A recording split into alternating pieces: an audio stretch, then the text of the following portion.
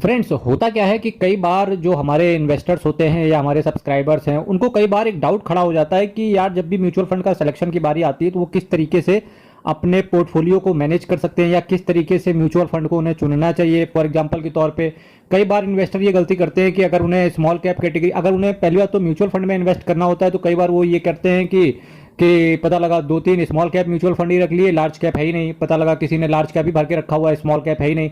साथ ही साथ जिसने इन कैटेगरी को भी ध्यान दे दिया, उस कैटेगरी के अंदर पता लगा बिल्कुल अतरंगी टाइप के म्यूचुअल फंड ले गए कि ना उनका दूर दूर तक किसी भी म्यूचुअल फंड से लेना देना ही नहीं है। फॉर एग्जांपल के तौर पे किसी ने XYZ म्यूचुअल फंड ले लिया, ना तो किसी को उस म्यूचुअल फंड के बारे में पता था और उस म्यूचुअल फंड की सारी चीजें बेकार है। एग्जांपल के तौर पे अगर उसका एक्सपेंस रेशियो की बात करें, पता लगा इन्वेस्टर ने ऐसा म्यूचुअल फंड ले रखा है जिसका एक्सपेंस रेशियो 1% से ऊपर जा रहा है, साथ ही साथ कहीं ना कहीं उसका रिटर्न भी सबसे बेकार जा रहा है।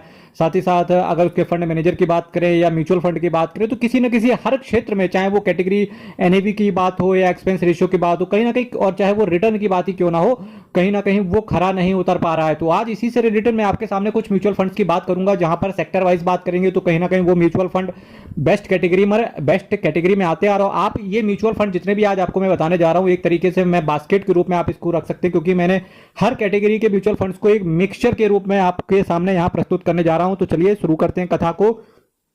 जो मैंने सबसे पहला आज की डेट पे म्यूचुअल फंड रखा हुआ है उसका नाम है Motilal Oswal mid cap mutual fund. जी हाँ, वंस मोर, फिर से एक बार दोहराते हैं, Motilal Oswal mid cap mutual fund.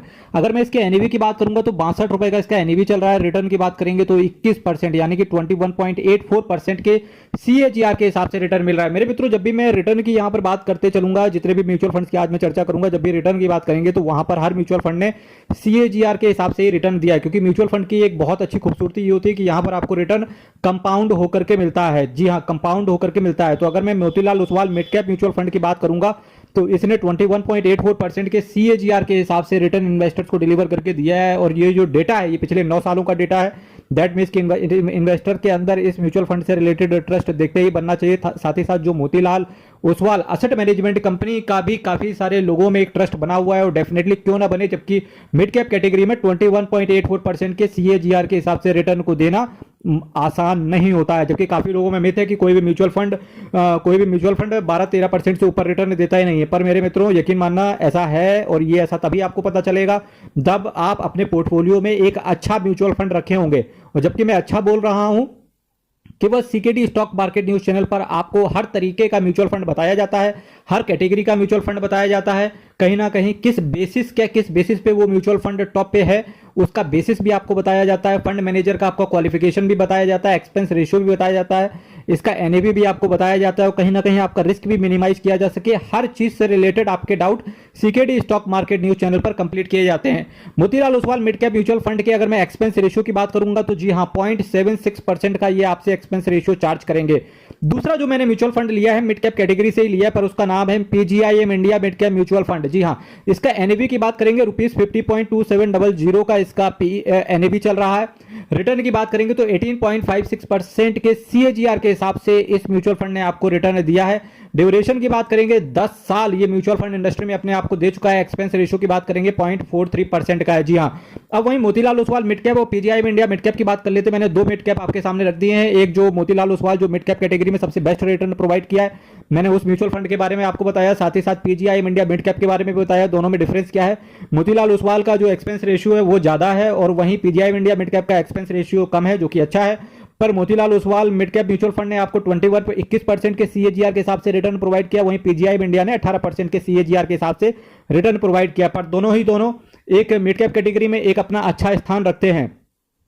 जबकि मैं तीसरे म्यूचुअल फंड की यहां पर बात करूं उससे पहले मैं आपसे कहना चाहूंगा मेरे मित्रों, यहां पर एक 2000 सब्सक्राइबर का एक टारगेट चल रहा है। मेरे मित्रों, आप ज्यादा से ज्यादा इस वीडियो को शेयर करें ताकि सभी लोगों के पास ये वीडियो पहुंच जाए, और मेरा जो 2000 सब्सक्राइबर का एक टारगेट है वो कंप्लीट होते हुए आपकी कृपा से कंप्लीट होता हुआ दिखे CKD स्टॉक मार्केट का न्यूज चैनल।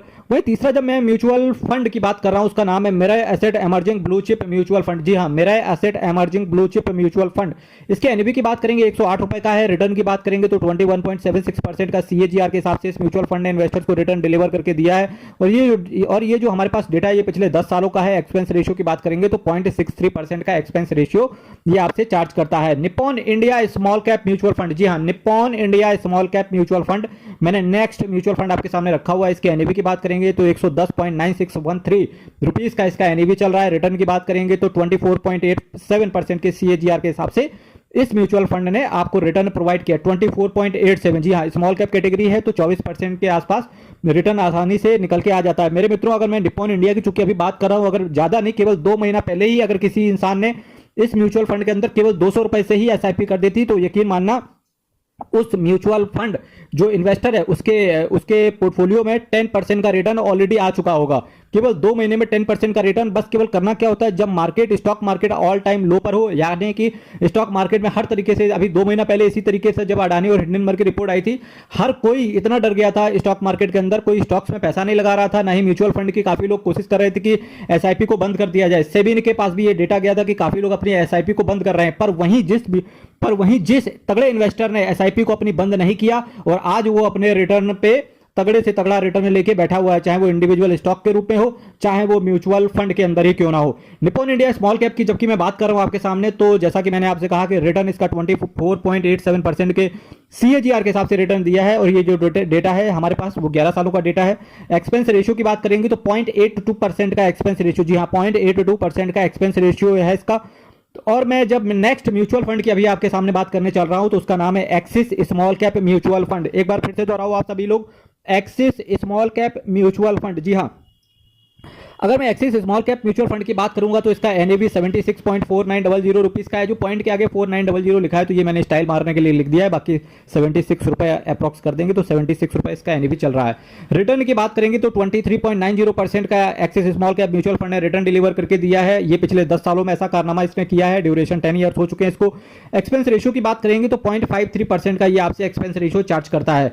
वहीं जब मैं नेक्स्ट म्यूचुअल फंड की आपके सामने बात करके चल रहा हूं, इसका नाम है Parag Parikh flexi cap mutual fund. जी हां, क्या नाम बोला मैंने, Parag Parikh flexi cap mutual fund. इसका एनएवी की बात करेंगे तो 57 रुपए के आसपास इसका एनएवी चल रहा है। रिटर्न की बात करेंगे तो 19% के सीएजीआर के हिसाब से इस म्यूचुअल फंड ने आपको रिटर्न डिलीवर करके दे रहा है। और ये रिटर्न इसने पिछले 10 सालों में दिया है, ऐसा इसका कारनामा किया है। 10 सालों का हमारे पास डेटा है, या आप इस तरीके से इसको ट्रीट कर सकते हो। एक्सपेंस रेशियो की बात करेंगे तो 0.72% का एक्सपेंस रेशियो आपसे चार्ज करेगा। एक्सपेंस रेशियो म्यूचुअल फंड एक खर्चा होता है जो कि आपसे चार्ज किया जाता है, तो एक्सपेंस रेशियो कोशिश करें कि जितना कम हो उतना ज्यादा अच्छा है, और रिटर्न जितना ज्यादा हो उतना ज्यादा अच्छा माना जाता है। मेरे मित्रों, अभी मैंने आपसे 6 टोटल म्यूचुअल फंड की चर्चा करी। ये मैंने क्या करा, मैंने यहां पर आपके सामने 2 मिड कैप रखा, लार्ज कैप मैंने बिल्कुल नहीं रखा। लार्ज कैप की जगह मैंने लार्ज और मिड कैप का एक कॉम्बिनेशन चुन लिया। इसी कॉम्बिनेशन को जब मेरा एसेट की बात करेंगे तो वहां पर इसको एमर्जिंग नाम देते हैं। और ठीक है, इसी के साथ साथ मैंने आपके सामने फिर 2 स्मॉल कैप कैटेगरी के म्यूचुअल फंड्स रखे, और फिर मैंने एक flexi cap mutual fund category का रख लिया। देखिए, मैंने कहीं ना कहीं आपका जो रिस्क है कहीं ना कहीं मिड कैप और लार्ज और मिड कैप का कॉम्बिनेशन लेके आपका रिस्क बहुत ज्यादा कम कर दिया। वहीं स्मॉल कैप सेलेक्ट करके वहीं रिस्क को आपको ऊपर कर दिया। पर जब आप बहुत ज्यादा म्यूचुअल फंड को आप देखते रहेंगे, मैं चूंकि इंडिविजुअल स्टॉक्स का, हर इंडिविजुअल स्टॉक्स का जितने मैंने 6 बात करा है, आज तो मैंने आपको केवल मैंने फास्ट ट्रैक मोड पे इन 6 म्यूचुअल फंड्स की बात कर ली। पर अगर आप मेरी मल्टीबैगर म्यूचुअल फंड्स के नाम से जो प्लेलिस्ट पड़ी हुई है, अगर आप वहां विजिट करेंगे तो इन डेप्थ एनालिसिस एक म्यूचुअल फंड का मेरी प्लेलिस्ट में पड़ा हुआ है।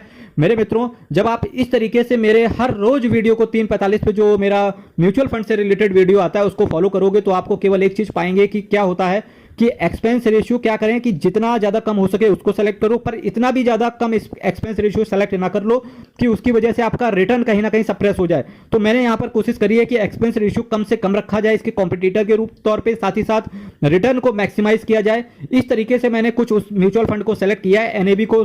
एनएवी को कम से कम रखा जाए, ड्यूरेशन ज्यादा से ज्यादा रखा जाए। यही 4 फैक्टर मैंने म्यूचुअल फंड को कंसीडर करने के लिए आपके सामने रखा हुआ है। आप इनमें से एक म्यूचुअल फंड सेलेक्ट कर सकते हैं, आप इसमें से 6 म्यूचुअल फंड सेलेक्ट कर सकते हैं।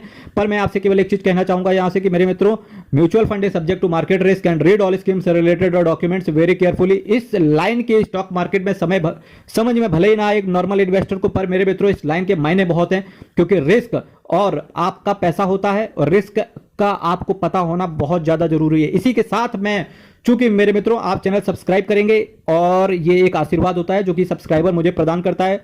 इसी के साथ कल मैं आपके सामने same time same channel but कुछ और बास्केट की, एक नई बास्केट की चर्चा करूंगा। यहां से कल फिर मैं आपके सामने मिलूंगा same time same channel but कुछ नए म्यूचुअल फंड्स के साथ। तब तक के लिए बहुत बहुत धन्यवाद।